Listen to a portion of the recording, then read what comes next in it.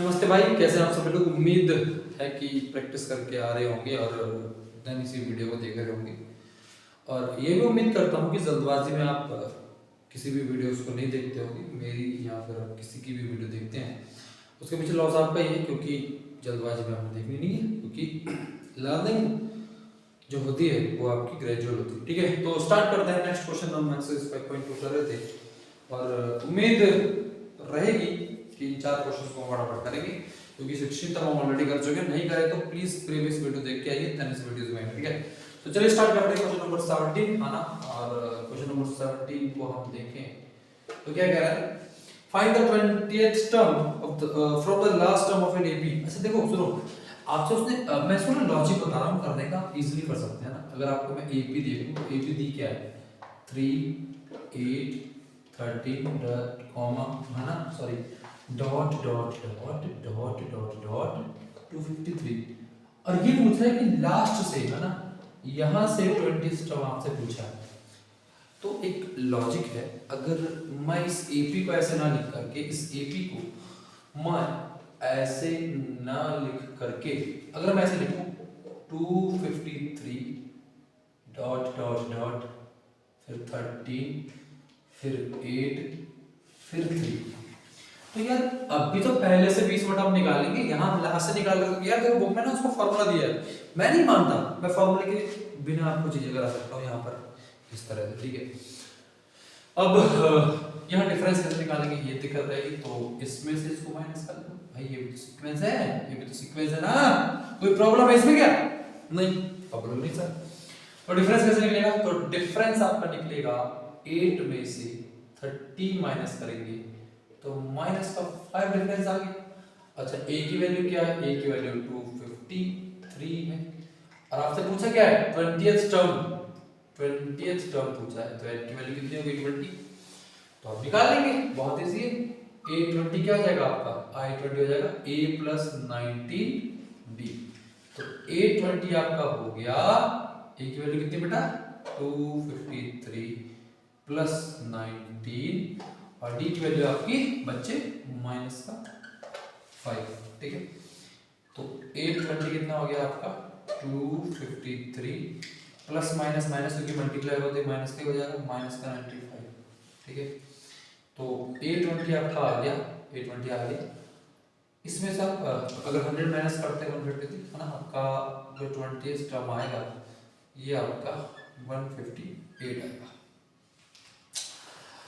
बहुत इजी सवाल था, मुझे बताओ अगर इस मेथड से आपको समझ में आया तो फटाफट से बताएंगे मुझे कि आपको इस तरह समझ में आ रहा है। अगर नहीं आ रहा है तो आप मुझे उसके बारे में बता सकते हैं। ठीक है, तो क्या आपका हमारा answer 158 is the correct answer है ना, बिल्कुल सही समझे हैं और बिल्कुल अच्छा हमने सॉल्व किया। ठीक है ना, तो फिर बढ़ते हैं नेक्स्ट क्वेश्चन की तरफ। नेक्स्ट क्वेश्चन आपका क्वेश्चन नंबर 18। नेक्स्ट क्वेश्चन है आपका क्वेश्चन नंबर 18। ठीक है, तो क्वेश्चन नंबर 18 क्या कह रहा है, सुना मेरे ध्यान से, समझ में आया भाई? ये जो तुम इधर भी वीडियो फिर लगा देते हो, उधर भी लगा देते हो ना, स्किप करते रहते हो, उससे नहीं होगा, ये दिमाग से होगा। ठीक है, समझना मेरी वजह से। कह रहा है कि sum of the 4th and 8th term of an AP. सुनना, कह रहा है कि 4th टर्म और 8th टर्म का जो सम है वो 24 है। और सेकंड कंडीशन, ये फर्स्ट कंडीशन है, सेकंड कंडीशन 6th टर्म और 10th टर्म का जो सम है वो 44 है। और पूछा है find the first 3 terms of an AP. बहुत इजी सवाल है यार, है ना। यहाँ से इक्वेशन बनेगी, यहाँ से इक्वेशन बनेगी, देन एपी, देन ए, देन डी, देन आप एपी निकालो। बच्चों समझ में आ रहा है यार तुम्हें? देखो फॉर्मेलिटी नहीं करनी, बताइए मुझे। ठीक है, इजी आ रहा है ना समझ में, कोई दिक्कत तो नहीं है? चलिए, अगर मैं A4 की बात करूं तो इसका मतलब होता है A प्लस 3D। अच्छा 8 की बात करूं तो इसका मतलब होता है A प्लस 7D। और ये दोनों 24 तरीके से दोनों को सम दे रखा है, इसलिए हम कर रहे हैं A plus A 2A, 7 plus 3 10D is equals to 24 है ना। तो हम इसको क्या मान लेते हैं, क्वेश्चन नंबर 1 मान लेते हैं। सिमिलरली इसको देखेंगे आप, है ना। तो A6 का मतलब है A प्लस 5D और इसका मतलब है a प्लस 9d, ये आपका 44, a plus a 2a, 9 plus 5 14d is equals to 44। ठीक है, इक्वेशन नंबर 2 क्या बन गई, क्या बन गई, क्या बन गई, क्या बन गई बच्चे, लीनियर बन गई। क्या बन गई, मतलब सॉरी क्या कह देता हूं मैं, लीनियर कितना सॉल्व करना है हमने, जैसे हम सिखाते हैं आपको। तो इक्वेशन 1 से 2 माइनस कर दो या 2 से 1 माइनस कर दो। तो आपको पता है मैं इक्वेशन 2 से माइनस करूंगा इक्वेशन नंबर 1। बोलो यहां तक कोई दिक्कत, चलो। तो 2a plus 14d is equals to 44 और 2a plus 10d is equals to 24। जब हम इससे माइनस करते हैं तो साइन आपके बदल जाते हैं। इससे कैंसिल आउट हो गया, 14 में से 10 गया आपका 4d इज इक्वल्स टू, इसमें से जाएगा 20 बचेगा, तो d की वैल्यू आ गई 20/4, यानी कि ये 5 पर कटेगा, डिफरेंस बेटा आ गया 5। वैल्यू ऑफ d, हाँ यहाँ हम क्या करेंगे, value of d in equation number 1, है ना, उससे हमारा ये निकल जाएगा। तो इक्वेशन नंबर 1 है बेटा 2a plus 10 into D, D की वैल्यू इधर पुट करेंगे इज इक्वल्स टू 24। तो 2a plus 50 is equals to 24। तो 2a is equals to 24 minus 50, यानी कि 2a is equals to 26 minus का, तो a की वैल्यू आ गई माइनस का 13। a की वैल्यू कितनी आ गई बच्चे, माइनस का 13। तो आपसे क्या पूछा है, a भी पूछा है, तो a भी बता दीजिए।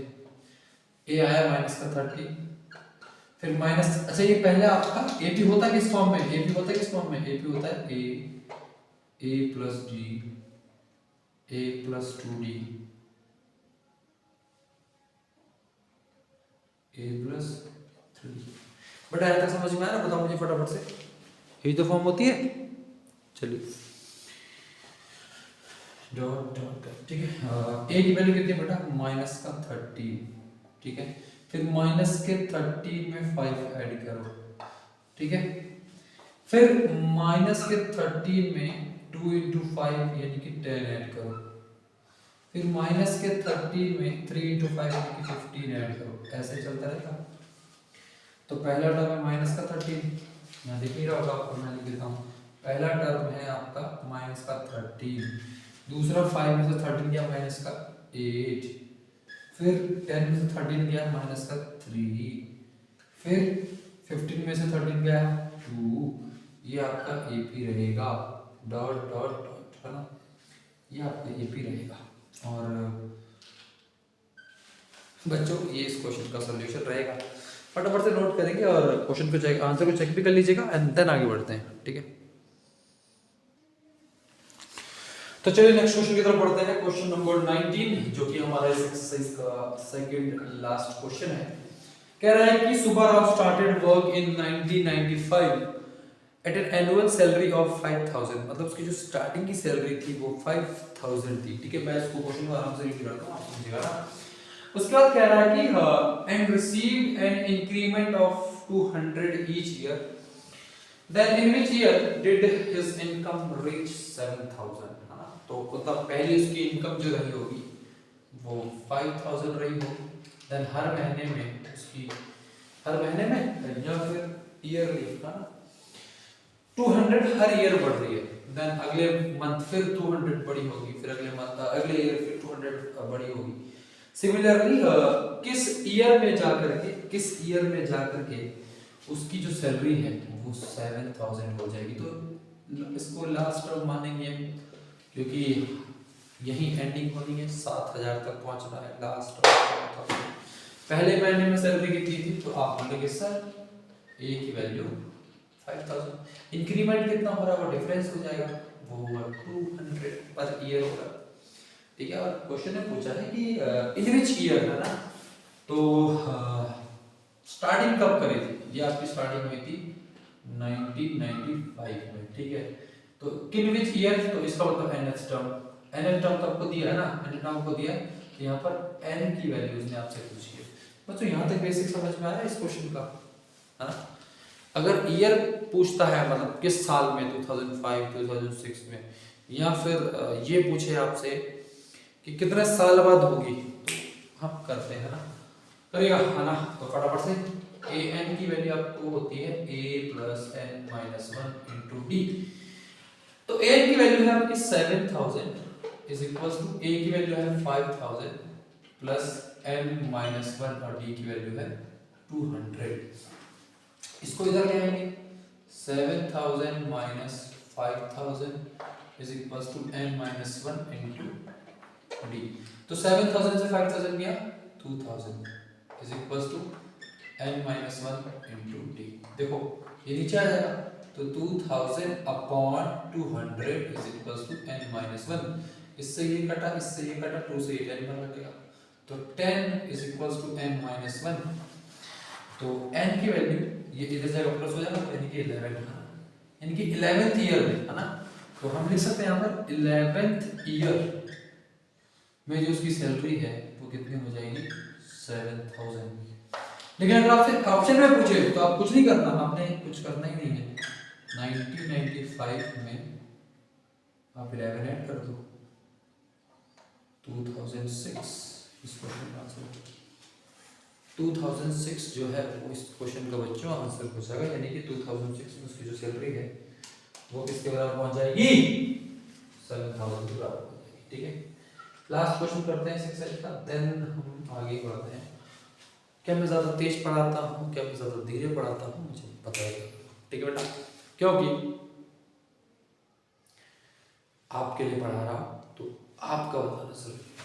ठीक, चलिए last question of this exercise chapter में पढ़े क्वेश्चन को ध्यान से किताब रखे सामने, अगर नहीं रखे तो रख के पढ़ा करो। ठीक है, रामकली है हर महीने हर हफ्ते 5 रुपए सेव करती है।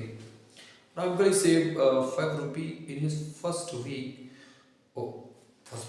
हर हफ्ते नहीं, वो फर्स्ट वीक में उसने 5 रुपी सेव करे। देन इंक्रीज हर वीकली सेविंग बाय 1.75, हर वीक में 1.7 रुपीज ज्यादा सेव करने लगती है वो।